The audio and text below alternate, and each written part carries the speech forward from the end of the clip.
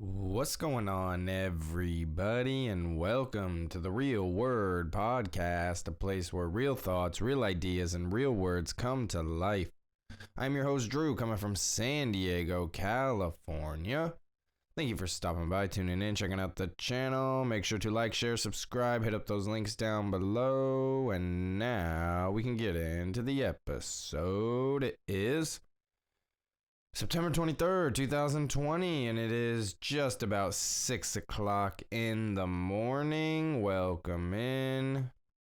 It's Wednesday, middle of the week. Got some coffee here. Got some things to go over this morning, things to talk about. What should we get into first? So, yesterday. Well, let's start with Monday. Monday was a little tough. Just all of a sudden, kind of, something happened. And just got hit with this, wave of emotions. And, then it just kind of fell apart. I really wanted Monday to be a good day. I was expecting it to be just get up and get things going. I did a bunch of chores that day and everything, which was good. I needed to do that, but then after that, it was probably around 10 or 11 in the morning, something like that. Probably 10 o'clock, 9, 10 o'clock, somewhere around there. Not too late, but something happened. I'm gonna just kind of messed with me for the rest of the day. Just brought me down, and then which in turn caused more problems, and then caused more problems, and then just been kind of spiraling down a little bit. It's been tough, man. It sucks. It sucks. I try to make things good. I try and make things nice, but then it just always seems to come crashing down and falling apart. It doesn't matter what I seem to do. It doesn't matter. And, oh well, I guess. I don't know. All I know is, I'm trying to work on things, trying to make things better. But, man, when I just slip up, it just goes all the way back to, zero, man. It just, it sucks. Like that Chutes and Ladders game or whatever, you climbing, then boom, just slide all the way back down. Sucks, man. It sucks. But I am trying. I am just keeping it going one step, one day at a time. That's all I can do. Yesterday I was decent. I was trying to get out of that headspace a little bit, but it was tough. I did a Tuesday morning toke, so go check that out. After that, I did a little boxing workout. I watched a little YouTube and stuff after that, but then I did a little 30-minute high intensity training boxing workout for 30 minutes or so, 25-30 minutes, somewhere around there. Then I took 10-15 minutes cool down, and then I did a run that was just under 5 miles. So that was good. To get that sweat, get that exhaustion out, and all of that. That was definitely a good thing. But something I've noticed, and I've never really looked into until yesterday evening. I've noticed when I go on longer runs, more than 3-4 miles or so, afterward I get a headache. And I've really started to notice that pattern. It's usually on long runs. It's not, a mile or two. It's usually after that 3rd, 4th mile. Then when I get home a couple hours later, then I'll start getting a headache. So I've been noticing that pattern. And after my run yesterday, after a couple hours, I ate, rehydrated, did everything. Took a shower, all that. I did everything that I thought I should do without looking anything up. And then boom, just started getting this creeping headache on, and it just takes me out, man. It really does. And then let alone I was like dealing with the mental stuff, like the slip up. So it's like, man, I just I got really exhausted and drained for the day yesterday, and it just it's tough, man. It really is tough. What is that called? I know I looked it up. Let me look it up again real quick. It'll just be real quick. I looked it up yesterday evening.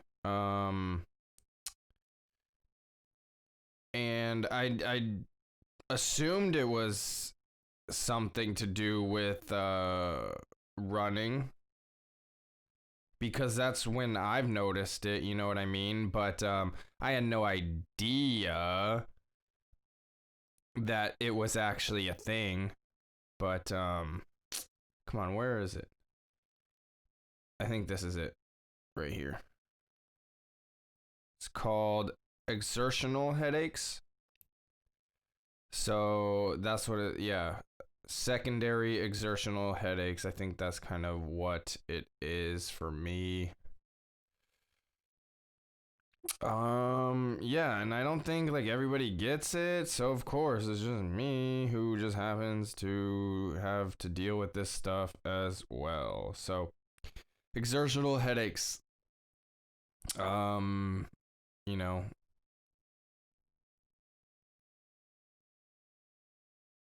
I was just trying to see what some of the symptoms were. Oh, here they are. Oh no, that's talking about like dehydration. Anyway, I know it's this exertion or whatever it's called, headache. Exertional headache.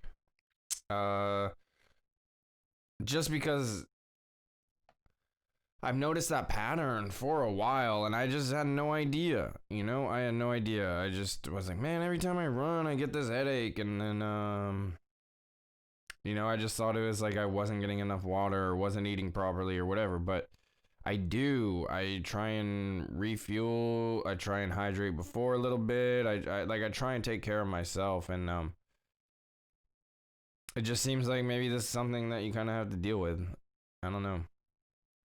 I don't know, but it's frustrating. So that kind of took me out. That took me out yesterday. Especially in the evening time, the Padre game was on and everything. I was watching that a little bit, but I was just laying on the couch. Eyes were kind of closed, and I was just trying to make this headache go away, but it was not going away. So I didn't even watch the full game. It got to, I think, the 8th, maybe the bottom of the 7th or something like that. And then I was like, all right, I'm just going to bed. The Padres were down like 4-1 or 3-1 at the time. Not saying like they're out of it when it gets to that point. This game felt a little different. They couldn't really get any offense going. But if I didn't have the headache, I would have stayed up and watched it. Like, wouldn't have been any issue there. But even the Padres, even if they ended up losing like they did, I still would have watched it. But I just needed to go lay down and just try and beat this headache. And luckily this morning I woke up and it was gone, you know. So that was good. That was good. Usually it is gone when I wake up in the morning. Sometimes it isn't though, and that makes it tough. So, that is what has been going on for me personally. Yeah, I just gotta, man, life is tough, man. Life is hard. And I just gotta figure it out. I gotta figure things out and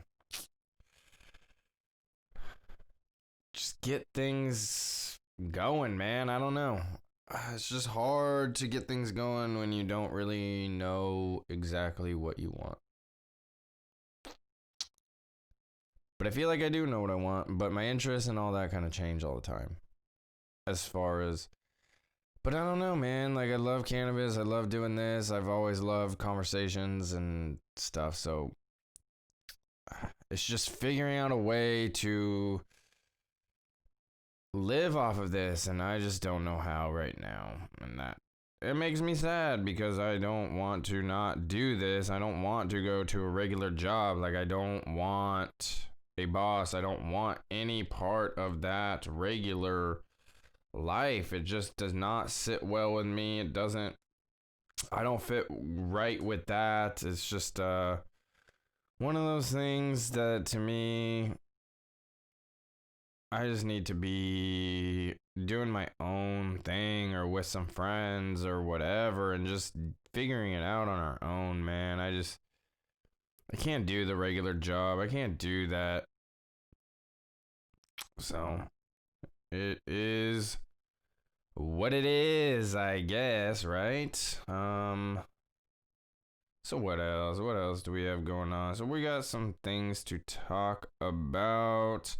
I'm going to talk a bit about that Padres game from last night, catch up on a little bit of that, some of the stuff that I missed in the later inning and a half that I missed or whatever. We'll see. We'll talk a little bit about some local stuff. And then we'll kind of get into some of man. Oh, come on. Don't sneeze. Don't sneeze. All right. We'll talk a little bit about some of this like human trafficking stuff that's been going on, and like I said, some of this is local stuff too. So pretty scary stuff. Let's just get into the first article here dealing with the Padres. This one's from NBC San Diego. Padres missed opportunities and 4-2 loss. Max Stassi, Griffin Canning, and the Los Angeles Angels cooled off the playoff-bound San Diego Padres 2 days after they clinched their first playoff spot in 14 seasons. Stassi had 2 impressive home runs among his 4 hits, and Canning struck out 10 in 6 crafty innings to lead the Angels to a 4-2 victory Tuesday night. The loss put St. Louis's 5-0 win at Kansas City. The loss plus St. Louis's 5-0 win at Kansas City kept the Padres from clinching the NL's number 4 seed in the playoffs, home field advantage in the wild card round next week.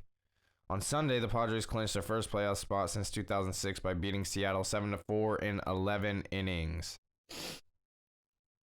The Padres have the NL's second best record behind the NL West rival Los Angeles Dodgers. The Padres struck out 13 times and just got 4 hits.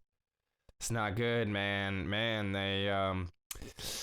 It's been a little rough on the offense, man. I don't know what's been happening the last, 3-4 weeks, the last month or so. It just seems like they've really cooled off and not good heading into the playoffs. But let's get into this. Let's continue. Rookie manager Jace Tingler said the Padres have been pressing a bit offensively recently, and it definitely showed Tuesday night. Quote, I was hoping tonight we would just relax a little bit and kind of settle into some more at-bats.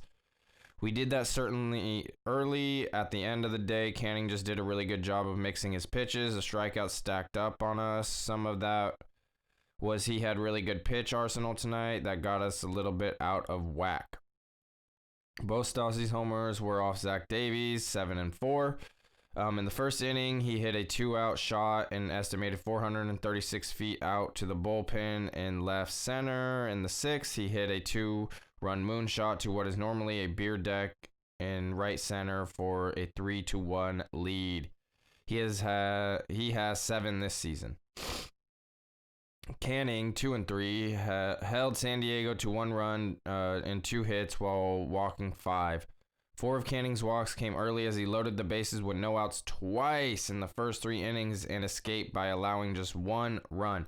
See, that's awful. It's like all this talk about the Slam Diego Padres and all this early on, and then it's been stuck at 7 for a while now, and they have not been able to generate any kind of offense when they've been putting themselves in these positions, and that makes it really tough, man.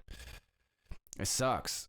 It's like they just have completely cooled off, and I don't know what I don't know what they should do, because I know you want Fam, I know you want Hosmer in there and stuff, but like they were injured, and the team was playing really well with Profar, and I guess Moreland as the DH. I forget who was playing. I guess Moreland was playing first, and then who was DH? I don't really remember. But without Fam and Hosmer, the team was playing a little bit better. So I don't know if that just means they need to get acclimated again and get back in it. But it's like it's almost too late. It's like the playoffs are coming a week away. Only a handful more games left. Like 1, 2, 3, like maybe 4 more games left. And yeah, I don't know what they do. But it's kind of, it makes me a little worried that they've cooled off so much. I don't like it. Anyway, Eric Hosmer, whose grand slam on August 20th made the Padres the first team to hit a slam in 4 straight games, came up with the bases loaded and no outs in the first and hit a sacrifice fly. Fernando Tatis Jr. was thrown out trying to steal third, and Tommy Pham struck out. Padres loaded the bases with no outs in the third, and Manny Machado, who hit the third grand slam in the Padres' record streak, hit into a 1-2-3 double play, and Hosmer took a called third strike. So not good stuff right there. Canning ended the 5th by striking out Tatis on a curveball. Tatis slapped his bat in frustration. Tatis is who he is for a reason. He's an awesome player to watch, Canning said. For me to throw that pitch kind of broke out my old curveball there. To get that reaction, it felt good for sure. Davies allowed 3 runs and 7 hits in 6 innings, struck out 5, and walked 3. So, not a terrible game for the Padres. They were still within 2, to tie, 3 to win. But they just have not been looking sharp, man. They have not been looking crisp and clean, and how they were looking early on in the season.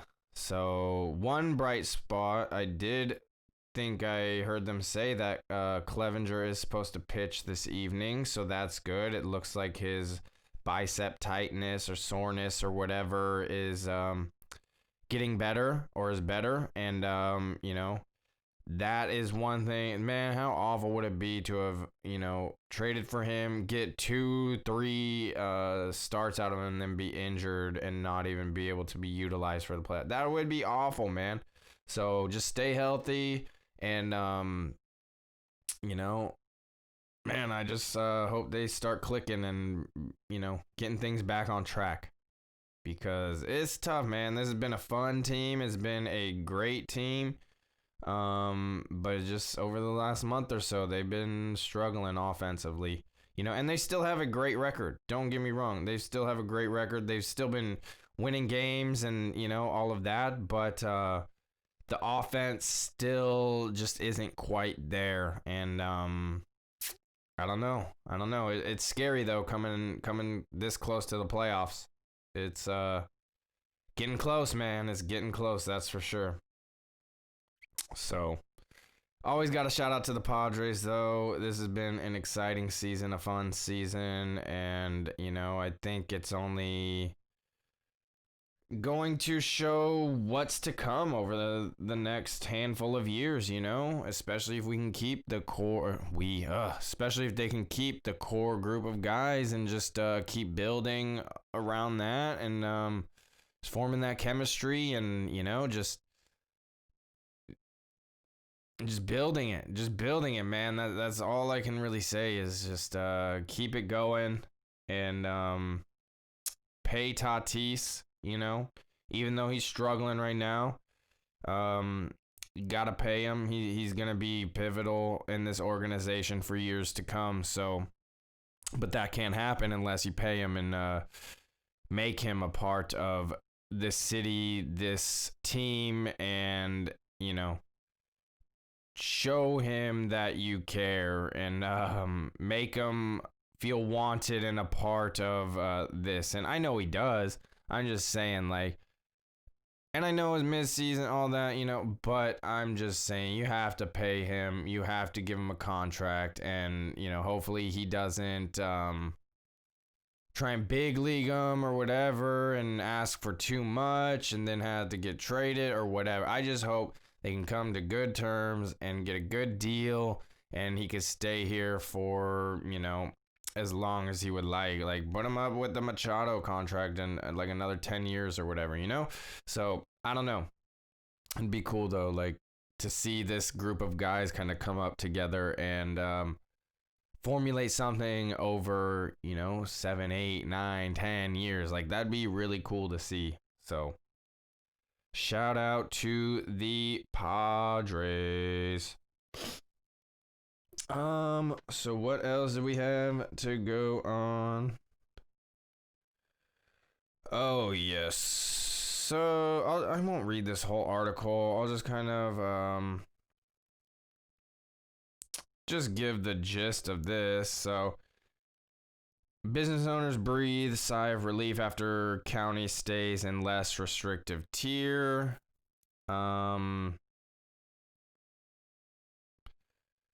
Tuesday, San Diego is staying in Tier 2 and won't have to face extended closure brought on by demotion of Tier 1 in the state's reopening blueprint. Had the state of California moved San Diego County into the more restrictive Tier 1, gyms, restaurants, and things like that would have been forced to shut down their indoor operations for a third time since March. Yeah, man, it's really tough for all of these businesses who are barely trying to stay afloat, like gyms and restaurants and things like that. These places are operating at like 10 to 25% capacity, plus they've had to, initiate and kind of practice more health and safety guidelines, practices, and standards. So that's an additional cost. Like they have to, put sanitizing stations, sanitize like after every class or after every, whatever. Like there's so many more precautions that they have to take, and they're making less money, but they had to put out more money to even get that 10% in. So that's terrible, man. It's awful. It's sad for these businesses out there. It makes it really, really tough. And, luckily, I know there was the whole thing with surge of cases because of the college.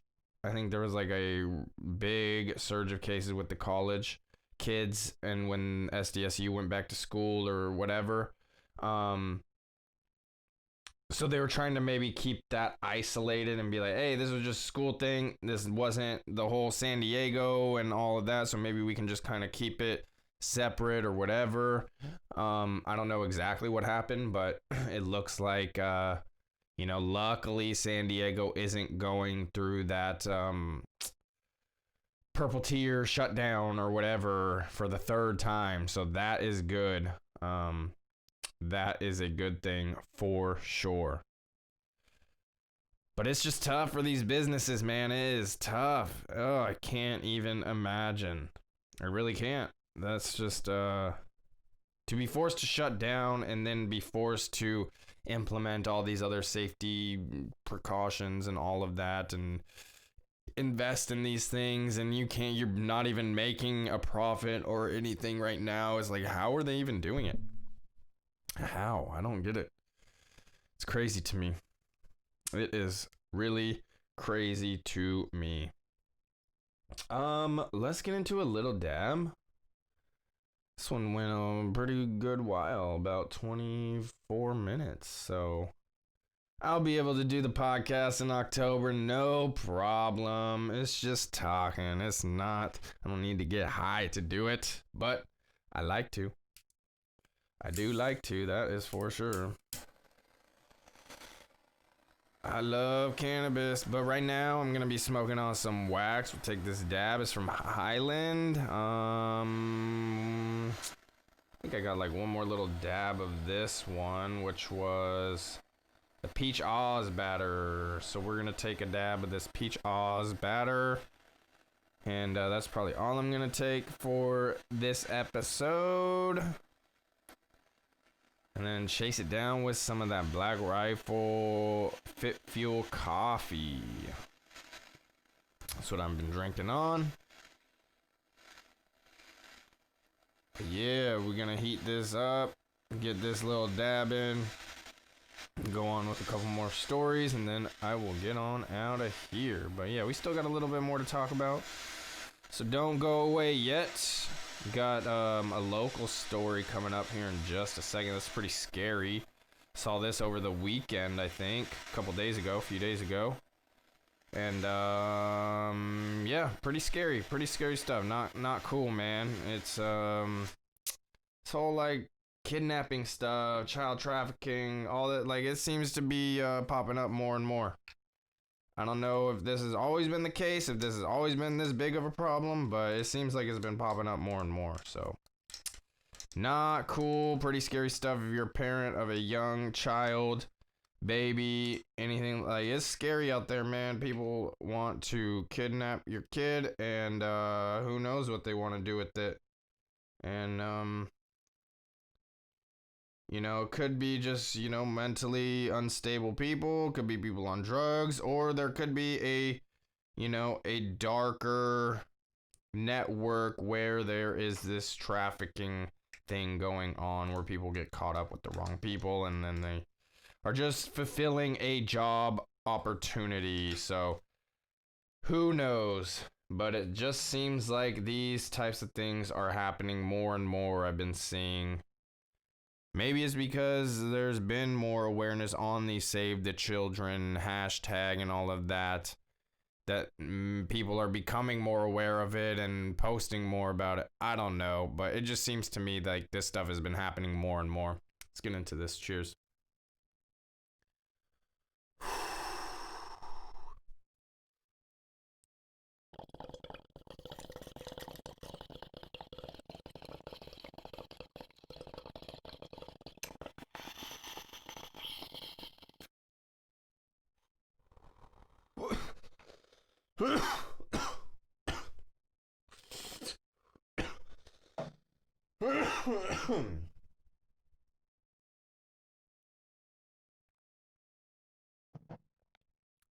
Oh. Oh man. All right. That was a good one. Jeez.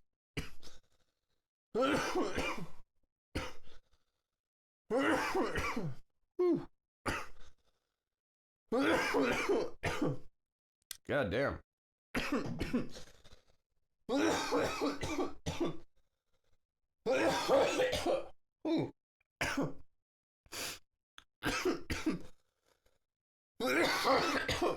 Damn, man. I don't know why this is happening. That's not fun.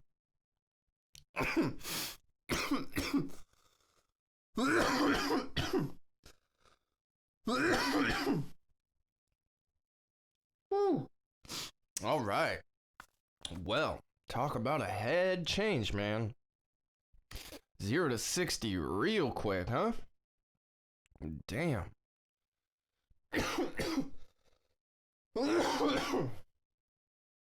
Whew, I apologize. I was not expecting that. Normally there's a little cough, but geez, that took me out. And it's like, I don't even get it. I've been dabbing all day yesterday. Maybe it's because I was smoking a lot of flour yesterday too. That's probably what it is. Smoking a lot of flour, so there's just a lot of build up. Probably a lot of phlegm, man. Gotta clear it out. Gotta start taking care of myself.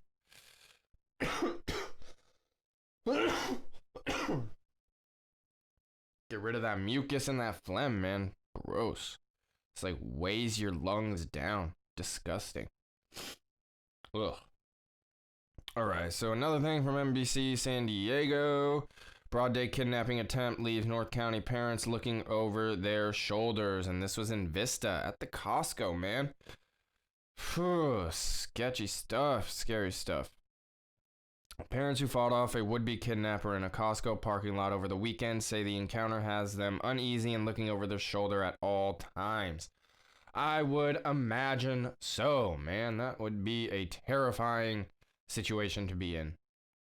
Quote, "We got to think about this idiot or any idiot creep," Father Peter Kopchak said. "You're always looking over your shoulder." That stranger, identified by the San Diego County Sheriff's Department as Adam Glavinick, pulled open the couple's rear car door while they were backing out of the parking space and tried to snatch 2-year-old Peter from his child's seat. God, dude, how awful is that? They were leaving, backing out, and he opens up the door and tries to take him. Like, God, dude. Insane.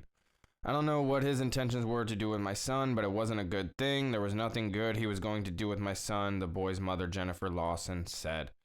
Kopchak and Lawson were forced to defend their child and themselves until an off-duty sheriff's deputy showed up to help. "I think I hit him once and he hit the ground. Then I just got on top of him," Kopchak said. Glavinick, 37, was arrested, booked at the... okay.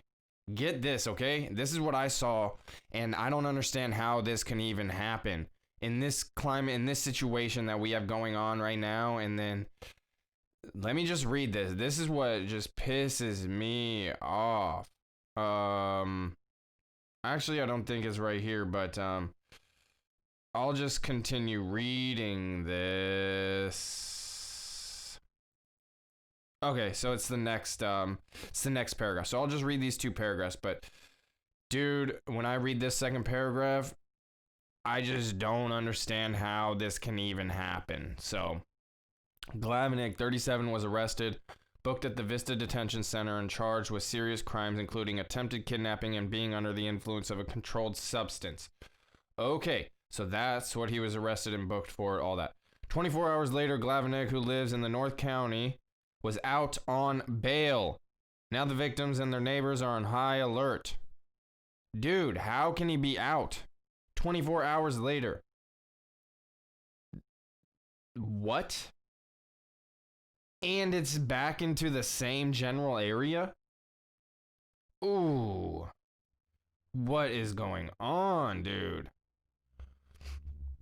Quote, "I'm not going to let this happen to my kids, and I'm damn sure not going to let it to happen to anyone else," Kopchak said. Little Peter and his 9-month-old brother, who was also in the backseat, weren't hurt physically, but the emotional impact of Glavinick's brazen snatching attempt will stick with their parents for a while.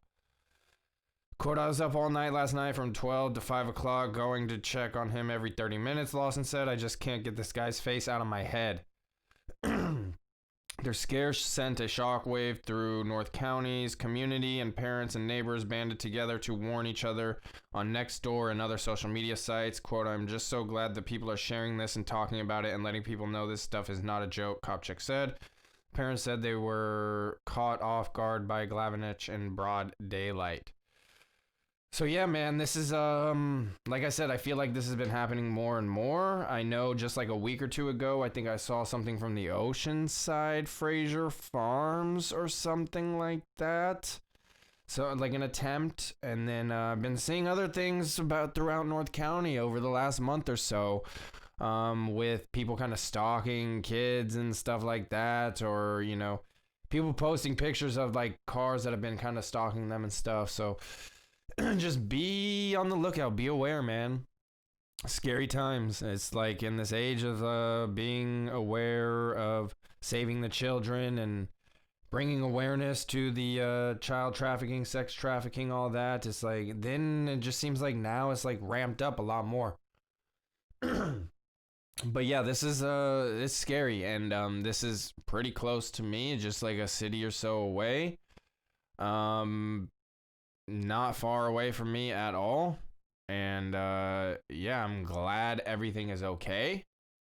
You know, for the parents, for the kids, everyone involved. But I don't understand how this guy can be out on bail and let free in this same general area, man. That's so scary. That's so scary. And it's like, if there is a higher operation going on, like a, you know, where he was hired through someone, dude, he's out the next day and he could be back out doing it. A criminal is a criminal. Like, what the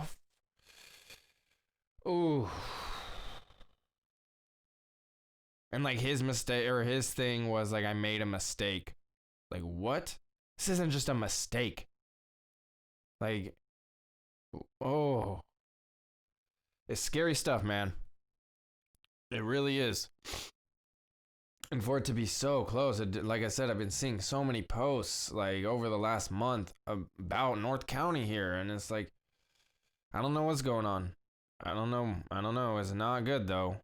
So I just hope everybody stays safe and stays on alert. I guess that's what you got to do. Which is just what sucks, man. It's your neighborhood, like and you have to be on high alert and look out. It's like, that's not a fun way to live.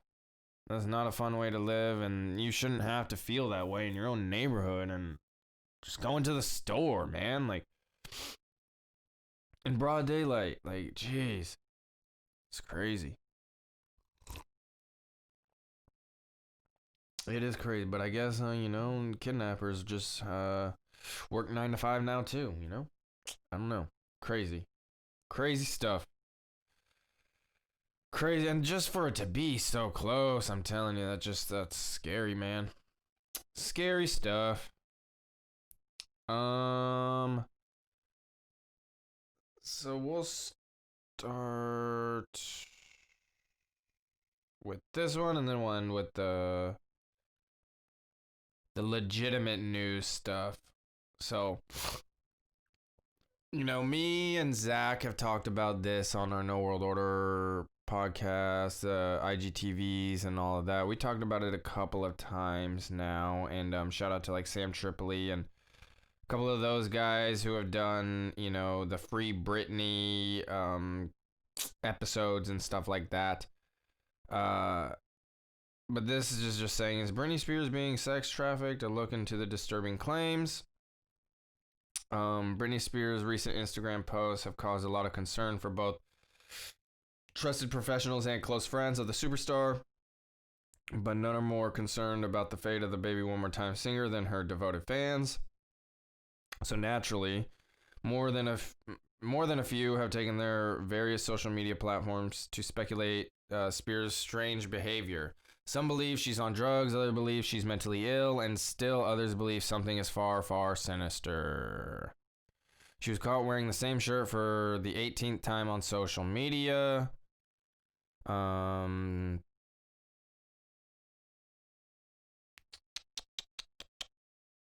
So I think with that, she kind of just recently came out and said, like, yes, it's a part of this thing called Project Rose. She's like, yes, I know I wore the same shirt 18 times in a row, but it's for this thing called Project Rose, and I can't really talk about it yet, but you'll see, blah, blah, blah. So, I don't know.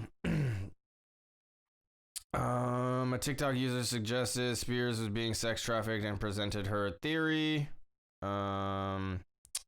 TikTok user suggested Britney Spears might be a victim of sex trafficking. In the video, she surmises that Spears' tendency to post things on her Instagram like rose petals, which is symbolism from the film American Beauty starring disgraced actor Kevin Spacey, was actually a message that she was being trafficked. And I'm saying okay because of the opinion of the disgraced actor.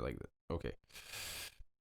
Yeah, what Kevin Spacey has done, the people, like, the weird stuff connected with Kevin Spacey, yeah, I don't agree with, but just to add your opinion in that is just, I guess that's what it is. But yeah, this isn't a news thing. I forgot. This was from a TikTok thing. So, okay, my bad.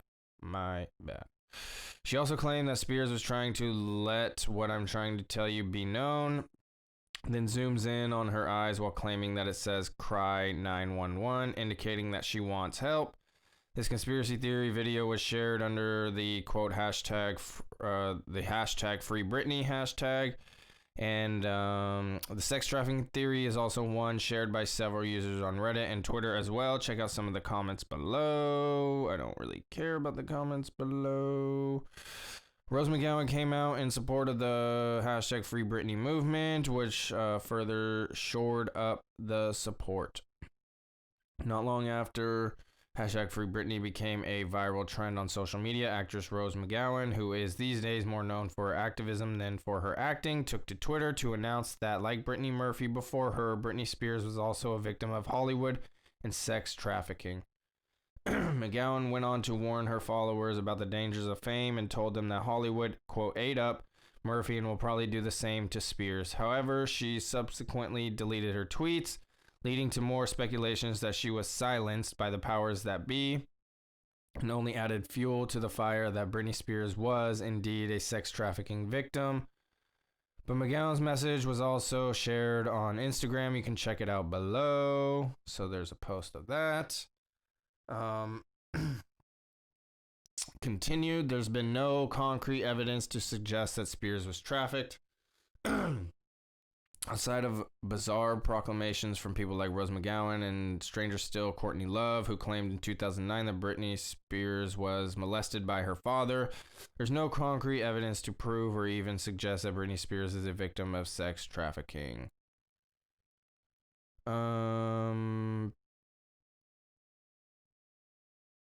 But there have been accusations of abuse against her father, Jamie Spears. It would be a misrepresentation to say that Britney Spears had an idyllic childhood. Her father, Jamie Spears, was an alleged alcoholic, and family member have all testified that he would terrorize the family.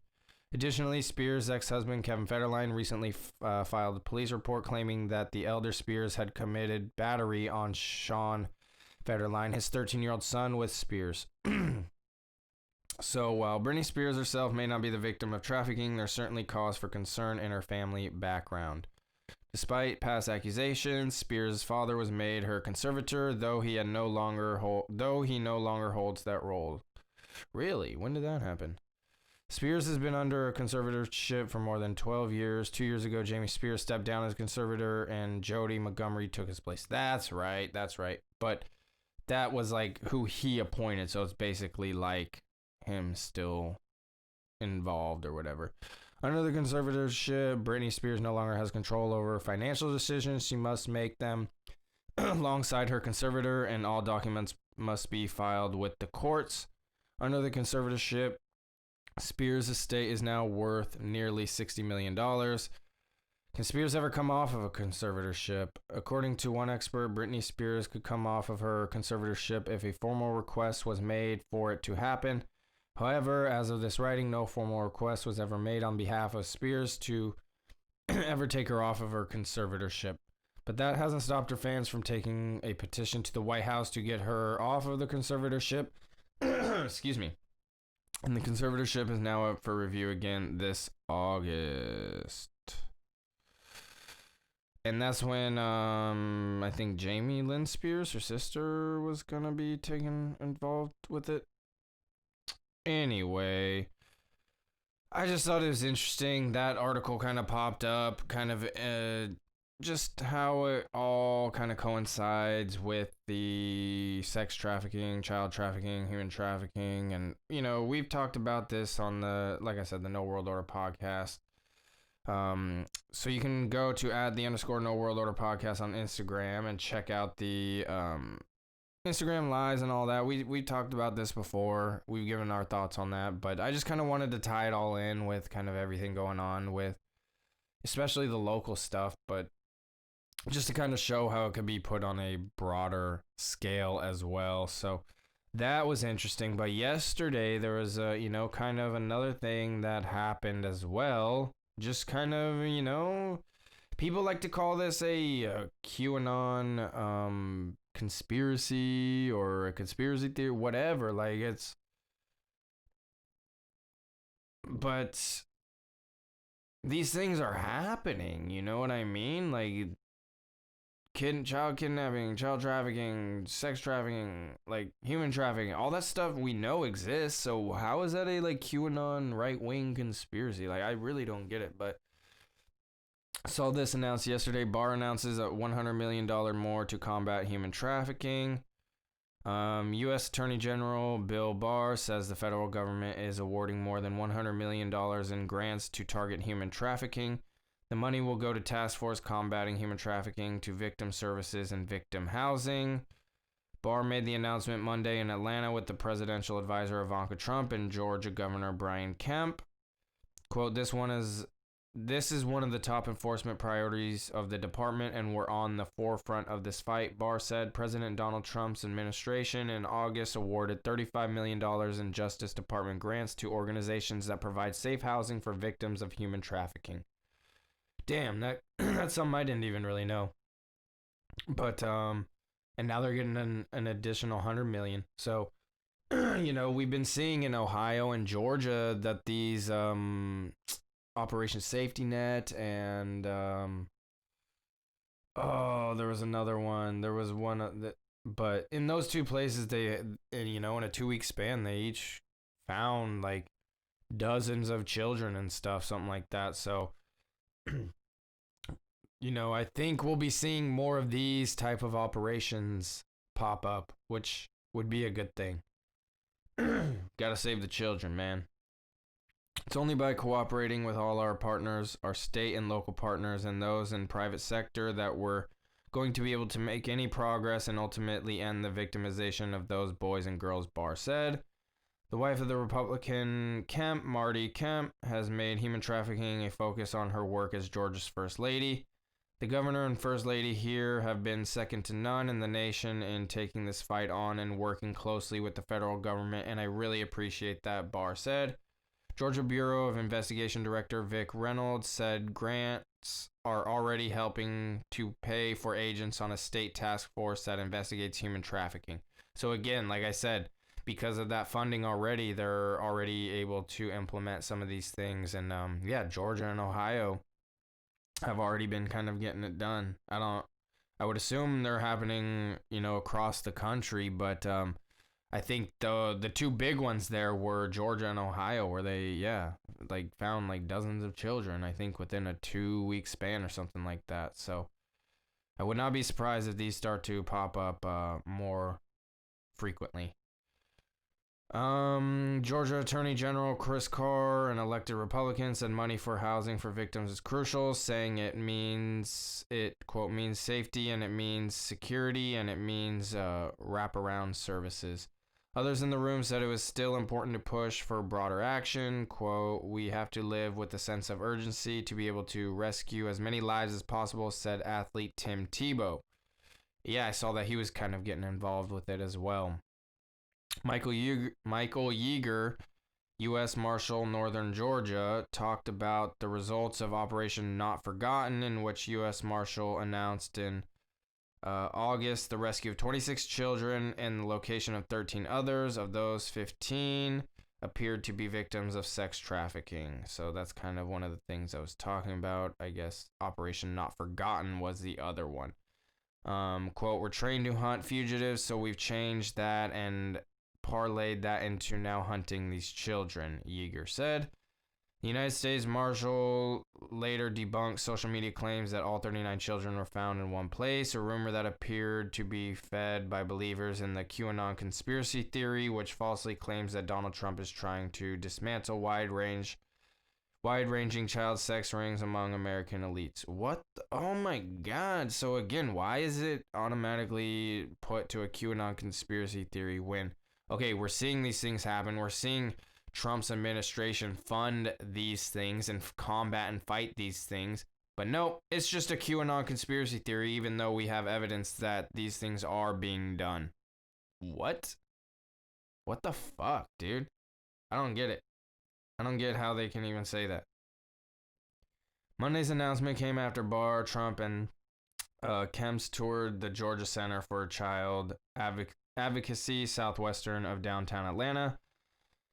There, center employees told the visitors about their work, including efforts to make sure that caregivers of children who have been abused get counseling and help. Some of our families have such basic needs that need to be met that the fact that their child has experienced this trauma is not even the highest on their list right now, said Amy Shipp, a family advocate. The center has also has a program that seeks to help teenagers in foster care to get the education, work experience, and life experience they need to be able to help take the care of themselves when they become adults. We actually prepare them for young adulthood, said Giselle Balfour. So that's kind of all I have for today.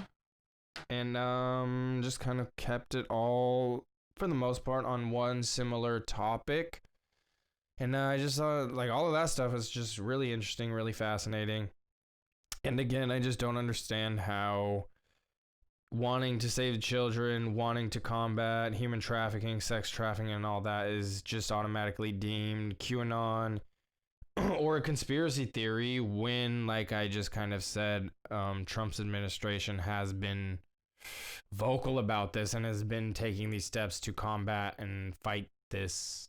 But it's just a conspiracy theory that he's doing it, even though they've saved children already. Like, does that make sense to you? Like, why do they want to demonize it? Like, that's just what I just really don't understand. Like, they just want to demonize it and be like, nope, yeah, he's doing this, but no, that's a QAnon conspiracy theory. Like, dude can never get any good credit, man. And again, I don't support him. I'm not going to vote for him or anything like that, but I'll at least give props where they're due, man. Like 100%, that's what you got to do. You got to call out the good, you got to call out the bad, and I'm going to continue to do that. So, and I would say this is a good fight. You know, if you're hating on this, then there's something wrong with you. Just because Trump's doing it, you kind of hate it. You don't want children to be saved and all of that. Or it's just automatically deemed a QAnon conspiracy theory. Like, come on, man. Think for yourself. Use your head. Use your mind. Just think. I don't get it. I really don't. Anyway, that is all I have for today. Man, that cough attack got me. Got my throat. My throat's a little dry. A little scratchy right now. A little rough after that dab, man. So, it'll be interesting to take this month off. I should probably have my first smoke on camera again. That'll be insane. It'll be intense. Still got another week or so to go. So, we are good. And then I'll have all of my homegrown stuff too. So that'll be cool. That'll be nice. All 3 will be done and ready to go. So I'll have a little bit of Northern Lights. I'll have some blueberry. And then I'll have a good amount of Amnesia Haze. So, hey, we will be smoking good in November. And then I got some clones in the tent that I probably should be switching over to start flowering here shortly. And then that'll take a couple months to flower up, a few months to flower up. And then after that, I'll have, more to go. So I'm taking a break from cannabis in October, but, I will be back with it. It's something I love and I enjoy. I always will, and it's helped me a lot. But sometimes you gotta do these things to kind of challenge yourself. And last year it was a great challenge. And speaking of, this is my plan for Sober October. This is my personal challenge and goal. Maybe I'll film it or something. I don't know exactly. But so for 16 days, starting on the 1st, and then every other day after that to the 31st, I want to run 4 miles. So starting on the 1st and then every other day, run 4 miles each one of those days. And then starting on the 2nd to the 30th, in between every one of those days, I want to do 80 like crunches, ab type workouts, just 80 reps of that. 60 squats and like 40 push-ups a day. So that's my goal. And then I think I want to read too. I think I want to read a book. I have the book Into the Wild that my brother gave me, and I love that movie. And he said it was a great book. So maybe I'll just read that. And then yeah, but that's my goal, at least the exercise challenge. That's kind of what I'm planning on doing. So if you want to join along, that would be cool. It would hold me accountable. But that is what I'm going to be trying to do. And yeah, that's what I got going on. So October, it's going to be a challenge, man. It's going to be interesting. We'll see how it goes. I'm not worried about the not smoking part, that's fine with me. Man, maybe instead of like no alcohol, no weed, no drugs, nothing, maybe I should cut out soda too, even though I don't drink it that often, but maybe just start getting really healthy, just water and like juice, like green juice and smoothies and stuff like that. I don't know. I really got to get my health back in order. Gotta make these changes, man. I gotta stop having these slip ups. I gotta stop having them. I gotta just get better. I just gotta be better. Be better. Everybody can do that. And I know it's hard. I know it's difficult. I'm the one to talk. But we can all be better and do good and be good. So that is all I got. I will be back on Friday for another episode of the Real WerD podcast. And until next time, everybody, peace.